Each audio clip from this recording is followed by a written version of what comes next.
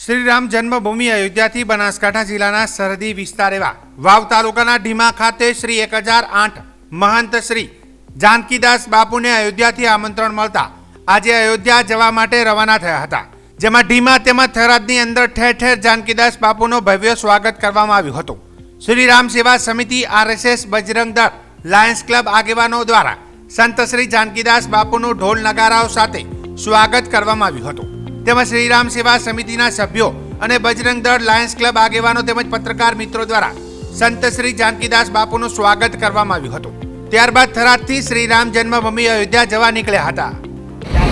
ખૂબ હર્ષ છે, ઉત્સાહ છે। આજે ભક્તોમાં પણ ઉત્સાહ છે। આજે અમે પ્રસ્થાન કરીએ છીએ અયોધ્યા રામની પ્રતિષ્ઠામાં અને ઠેર ઠેર અમારું સ્વાગત કરવામાં આવી રહ્યું છે। આ ભક્તોનો આનંદનો એક દિવસ સમય કહી શકાય। એમને આજે આખું વાતાવરણ રામમય દેખાય છે। જે પણ કોઈ સંતો એમનું રામનું સ્વરૂપ, ભગવાનનું સ્વરૂપ, સંતો અમારા ઈશ્વર તરીકે ઓળખાય છે સનાતન ધર્મના, તો એ જાણીને બધા સંતોનું અહીંયા સ્વાગત કરવામાં આવ્યું છે। અમારું પણ સ્વાગત કર્યું છે।